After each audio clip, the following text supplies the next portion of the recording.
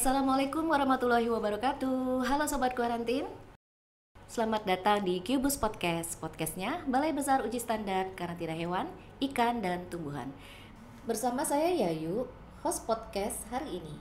Hari ini merupakan episode pertama dari podcast Bebus Kahit. Melalui podcast ini, Sobat Kuarantin dapat memperoleh beragam informasi seputar karantina uji standar maupun informasi seputar karantina lainnya. Dengan terbitnya Peraturan Presiden Nomor 45 Tahun 2023 tentang Badan Karantina Indonesia, Organisasi Badan Karantina Pertanian saat ini sudah berubah menjadi Badan Karantina Indonesia. Nah, perubahan ini tentunya disusul dengan adanya perubahan nomenklatur unit pelaksana teknis yang berada di bawah Badan Karantina Indonesia, termasuk perubahan dari Balai Besar Uji Standar Karantina Pertanian menjadi Balai Besar Uji Standar Karantina Hewan, Ikan, dan Tumbuhan. Dengan adanya perubahan menjadi Bebus Kahit ini tentunya terjadi beberapa perubahan dan penyesuaian. Salah satunya adalah perubahan atau penyesuaian status akreditasi laboratorium Bebus Kahit. Nah Sobat Kuarantin, melalui podcast perdana hari ini, yuk kita cari tahu seberapa besar sih pengaruh integrasi terhadap perubahan status akreditasi laboratorium Bebus Kahit. Mengapa akreditasi laboratorium itu penting dan seberapa jauh sih pengaruh akreditasi laboratorium terhadap penguatan laboratorium karantina. Untuk itu pada podcast perdana hari ini telah hadir bersama saya Ibu Zakiyah Widowati, SPI MSI. Beliau adalah Ketua Tim Kerja Pengendalian Mutu Laboratorium Bebus Kahit. Yuk Sobat Kuarantin, kita langsung saja menyapa beliau. Selamat pagi Ibu. Selamat pagi. Apa kabarnya Bu hari ini? Alhamdulillah baik. Selamat pagi juga rekan-rekan sahabat Kuarantin semua. Baik. Tentunya nih Bu, Sobat Kuarantin banyak yang belum kenal dengan Ibu Zakiyah, Ibu yang cantik satu ini. Mungkin Ibu bisa memperkenalkan dan menyapa Sobat Kuarantin. Oke, baik. Baik, selamat pagi sahabat Kuarantin. Selamat datang di podcast perdana nih ya Mbak Yayu ya. Semoga memberi manfaat nantinya ke depannya juga. Saya dengan Zakiyah Widowati, saya di Bebus Kahit selaku Katimja Pengendalian Mutu Laboratorium. Jadi terkait semua yang mutu laboratorium, monggo boleh kita tanyakan, kita bedah ya hari ini ya Mbak Yayu untuk Sobat Kuarantin memahami apa yang dimaksudkan dengan pengendalian mutu laboratorium. Baik, terima kasih. Nah Sobat Kuarantin, jika Sobat Kuarantin ingin mengenal lebih jauh Ibu cantik kita ini, nanti Sobat Kuarantin bisa mengunjungi atau menyapa beliau langsung di Balai Besar Uji Standar Karantina Hewan, Ikan, atau Tumbuhan, atau pribadi ya Bu, bisa boleh, ya WA langsung boleh ke Ibu Zakiyah melalui nomor handphone yang akan kita tayangkan di akhir podcast. Baik Ibu, kita ketahui bersama bahwa penguatan laboratorium menjadi salah satu dari 3 pilar prioritas Badan Karantina Indonesia di tahun 2024 ya Bu ya. Nah tentunya sebagai laboratorium rujukan nasional dan internasional, laboratorium Bebus Kahit itu harus didukung dengan SDM laboratorium yang kompeten. Termasuk juga laboratorium itu sendiri harus diakreditasi. Nah tentunya Sobat Kuarantin banyak yang belum tahu nih Bu, apa itu akreditasi laboratorium dan mengapa sih laboratorium pengujian itu perlu untuk diakreditasi? Monggo silakan.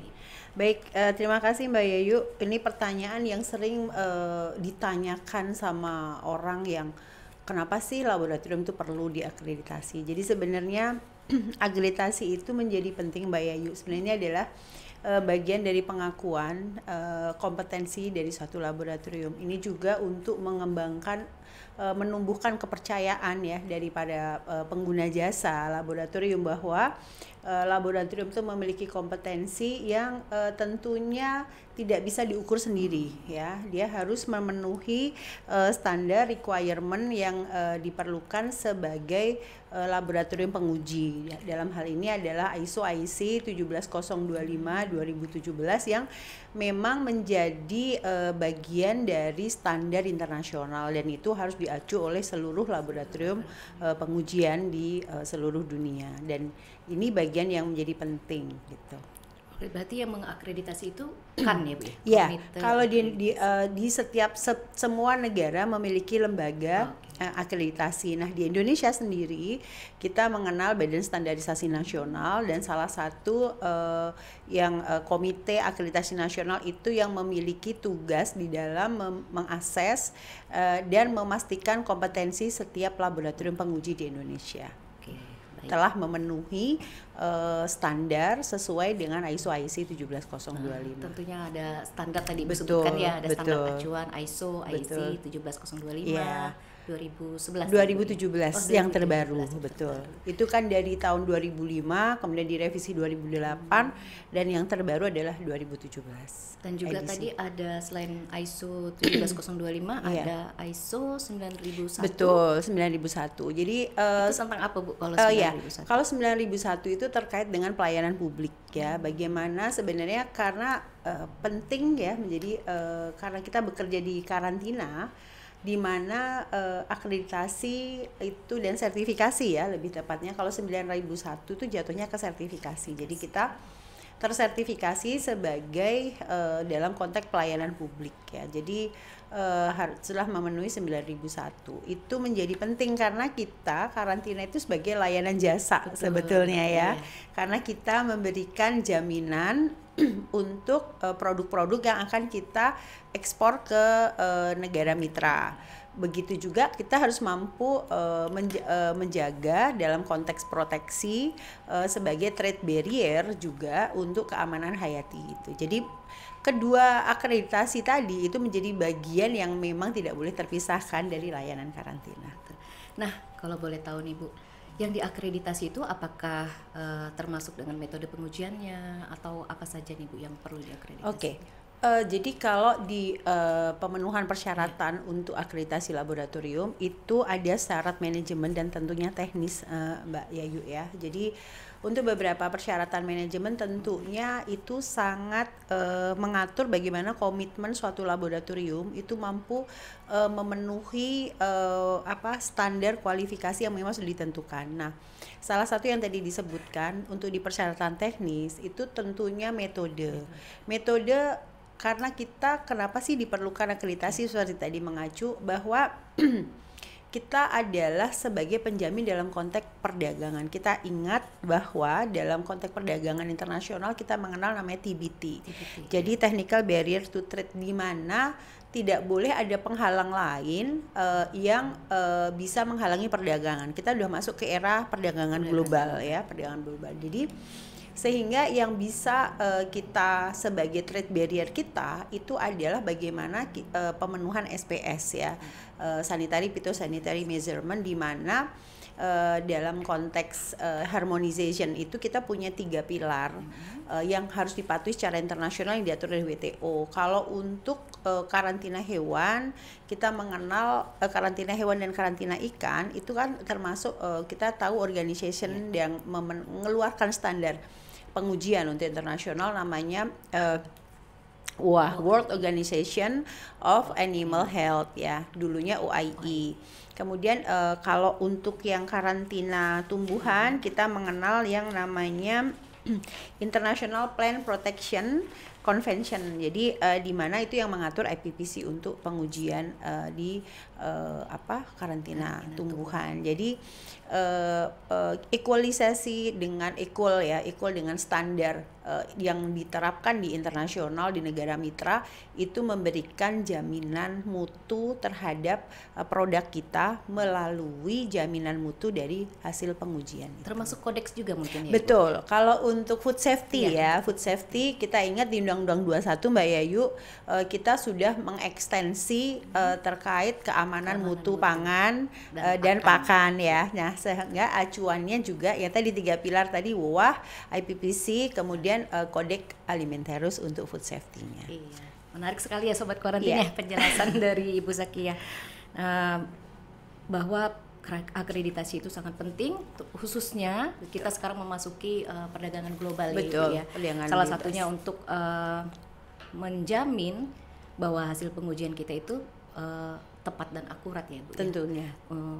Dan memastikan bahwa komoditas pertanian baik pangan maupun pakan yang telah diuji laboratorium itu memenuhi standar SPS. Iya, betul. Karena memang dalam konteks perdagangan bebas ya, sahabat Quarantine, yang kita tahu ujung tombak utama kita itu bisa dikatakan Quarantine ini adalah sebagai trade facility dan sekaligus juga sebagai trade barrier gitu. Jadi artinya memang kalau kita akan melakukan ekspor produk hewan, ikan maupun tumbuhan, itu kita tuh sudah memastikan bahwa produk kita itu sudah sesuai dengan requirement negara mitra, dan setiap negara diperbolehkan menentukan jenis-jenis apa yang mereka harus bebas. Makanya kesepakatan internasional tadi menjadi penting untuk kita ikuti dalam konteks kita perdagangan, betul.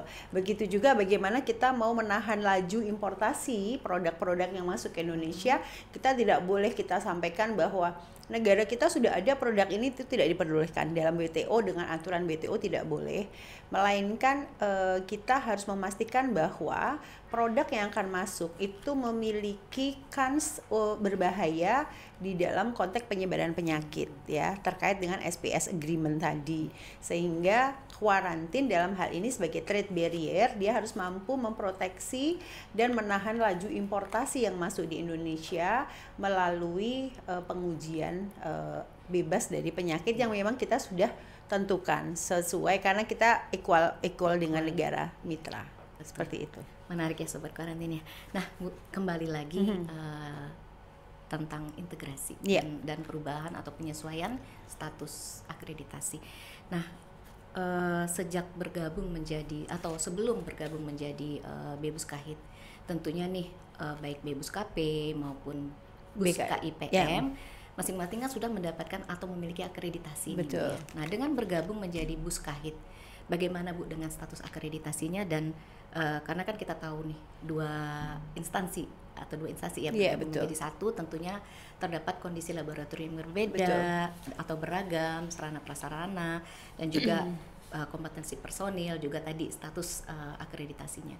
Nah, bagaimana dengan penyesuaian status akreditasinya dan apa saja sih yang sudah Bebus Kahit lakukan dalam rangka penyesuaian status akreditasi? Oke, baik. Nah, ini memang menjadi sebenarnya bukan menjadi masalah ya, melainkan menjadi PR ya. Ini adalah kerja-kerja besar yang tentu ini menjadi ukiran sejarah nih Mbak ya.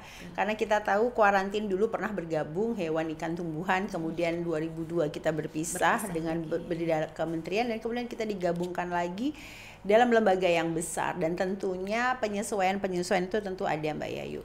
Terus terang kita dulu ada 99 laboratorium di bawah Barantan maupun BKIPM kalau di bawah KKP 99 ya. 99. Dan sekarang kita harus memadatkan menjadi 39 ya. Karena ada 47 dari karantina ikan, kemudian ada 47 laboratorium dari karantina ikan, kemudian ada 55 laboratorium dari Barantan.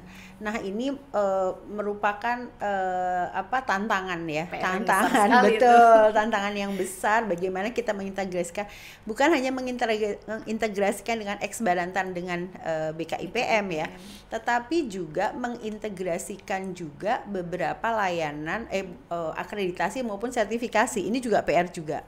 Karena tentunya kita tahu bahwa induk dari akreditasi itu awalnya adalah di sertifikasi 9001. Kemudian ada beberapa akreditasi yang kemudian di bawah BSN, di bawah KAN 17025, dan kemudian ada 17020, ada 17043, dan ada 17034. Ini yang di bawahnya Komite Akreditasi Nasional Mbak Yayu.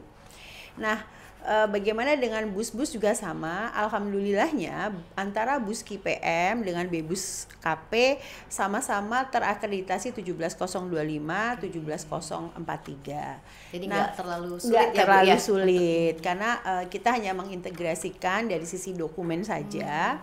Kemudian penambahan ruang lingkup tentunya, bahwa yang dipakai nomornya cuma satu Mbak Yayu, nggak bisa karena kami bawa nomor, kemudian Bus KP bawa nomor. Nah, yang kita akui oleh KAN adalah yang nomor besar. Terbesar. Dalam hal ini kan secara organisasi BUSKP lebih besar, Jadi tinggi. BUS KIPM yang Betul. Jadi menyesuaikan. jadi BUS KIPM-nya itu KI-nya yang akan menggabung memakai nomor akreditasi dari BUSKP. Tapi kemudian kita merubah dari sisi kekannya akreditasinya menjadi nomornya BEBUS KAHIT gitu. Jadi hanya pengintegrasian dokumen saja sih Mbak Yayu. Apakah ada satu ISO ya, ISO banget kali ya, ISO yang dimana BUSKI sudah ada, tetapi BUSKP belum ada, Bu? Oh iya. Apakah ada, Bu? Ada. Kebetulan waktu di karantina ikan di BUSKIPM dulu kami sudah terakreditasi 17034 Mbak. Tentang produsen bahan acuan ya. Di BUSKP belum ada. Ya, di BUSKP belum ada. Nah, kebetulan BUSKIPM itu adalah nomor 3 pertama di Indonesia sebagai produsen bahan acuan untuk mikrobiologi ya. Nah, ini yang kemudian menjadi yang tadi saya sampaikan, menjadi PR bagaimana ternyata di BEBUS KAHIT ya, teman-teman di KH maupun KT itu sudah punya bahan-bahan acuan yang memang sebenarnya menjadi layak untuk dikatakan sebagai produsen bahan acuan. Tetapi karena mungkin belum, jadi mungkin di 17034 ini akan kita integrasikan antara bahan acuan di KH maupun KT gitu. Jadi nanti di 2025 insya Allah 34 jadi BEBUS KAHIT akan punya 3 akreditasi 17025, 17043 sebagai provider Ju Proficiency, dan di tahun 1702 di tahun 2025 insya Allah kita menambah menjadi produsen bahan acuan untuk di ISO 17034. Betul. Nah, sedangkan sertifikasi tentu Mbak Yayu ini juga PR juga nih. Sertifikasi itu kita akan banyak di 9001, 14001, 45001 dan 37001. Jadi bagaimana ngapalin ISO ini? Tapi itu semuanya sebagai bagian dari bentuk komitmen kuarantin ya. Kuarantin sebagai satu kelembagaan besar untuk fit in dengan standar-standar internasional. Seperti itu. Harus ya, Bu, ya? Harus karena itu bagian dari performa organisasi. Betul, sebagai organisasi yang besar. Betul.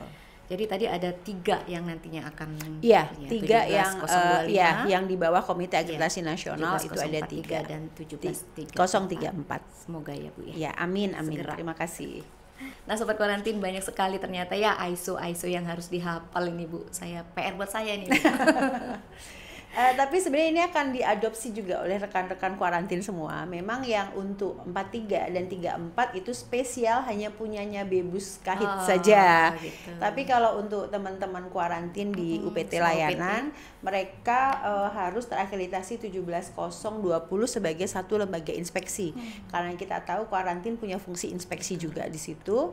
Jadi harus memenuhi standar ISO 17020, dan ini UPT sudah mengadopsi, insya Allah mereka on proses untuk proses akreditasinya juga. Gitu. PR yang berat ya, tapi sepertinya menarik ya Bu ya. Menarik karena kebetulan BEBUS KAHIT Mbak Yayu ditugaskan untuk mengawal processing itu. Jadi alhamdulillah juga Sobat Kuarantin selalu in touch dengan kita gitu ya.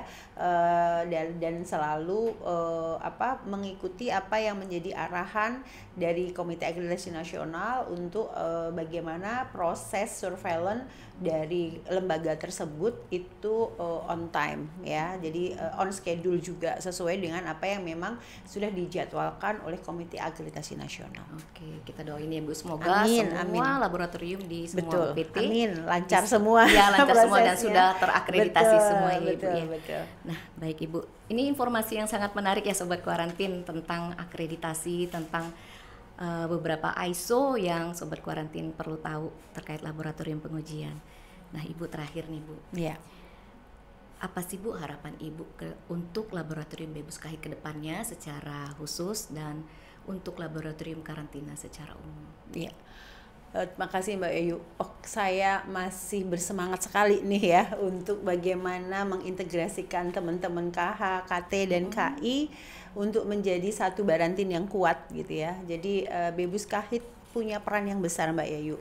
Karena terus terang di dalam konteks kita pemenuhan untuk requirement internasional itu gawangnya ada di kita. Ya, ada di Bebus Kahit. Jadi harapan saya besar sekali bahwa Bebus Kahit mampu mempunyai terobosan-terobosan bukan hanya skala nasional Mbak Yayu, tetapi kita harus menjadi leading di regional juga.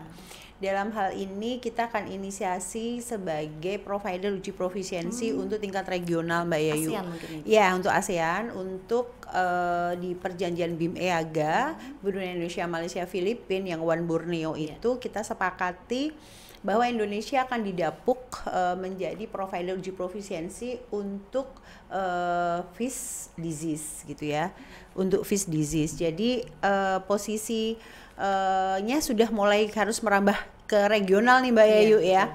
Kemudian dari sisi kerjasama internasional harapannya juga kita harmonisasikan dengan beberapa negara-negara mitra dan kita pegang peranan dalam hal itu. Bebus Kahit menjadi leading dalam konteks penjajakan kerjasama internasional, tentu dalam konteks peningkatan kompetensi. Amin, Ya, amin amin. ya. Semoga ya Bu ya. Ya, amin. Laboratorium Bebus Kahit dan dapat menjadi laboratorium mendunia.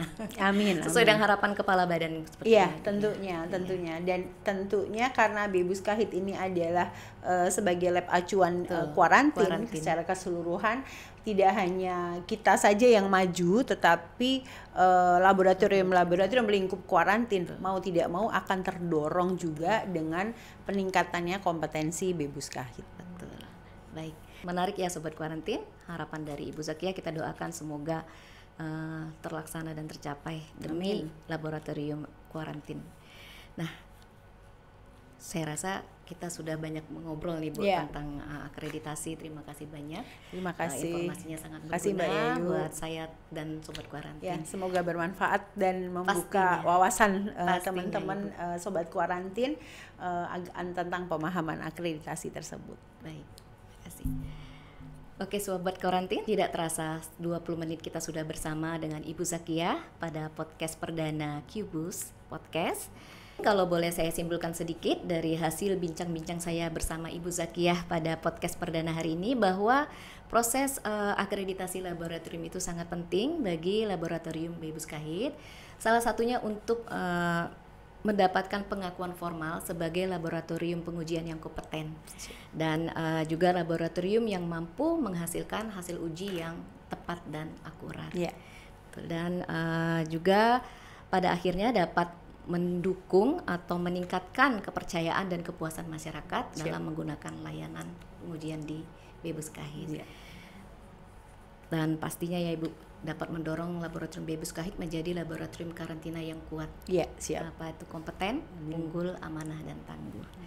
Baik, terima kasih banyak Ibu Zakia. Terima kasih Mbak Yayu atas waktunya. Sudah meluangkan waktu untuk bersama kita di Qbus Podcast. Ya. Baik, semoga Ibu Zakia selalu sehat. Amin, amin. Terima kasih juga Sobat Kuarantin. Semoga apa yang kita sampaikan hari ini ya Mbak Yayu, bincang-bincang sederhana tetapi sangat bermakna dan bisa membuka wawasan yang lebih luas lagi. Terima kasih. Jadi pastinya Sobat Kuarantin, kami akan terus konsisten menyajikan topik-topik terbaru yang menarik dan informatif terkait dengan karantina uji standar. Terus kepoin dan pantengin kami di medsos Bebus Kahit. Dan jika Sobat Kuarantin suka dengan konten kami, jangan lupa berikan like, komen, share, dan subscribe sebagai salah satu bentuk dukungan agar kami terus dapat berinspirasi, berkreasi, menyajikan konten-konten menarik lainnya. Buah nanas, buah ceri, dikasih gula, enak rasanya. Saya akhiri acara podcast hari ini, sampai berjumpa di episode selanjutnya.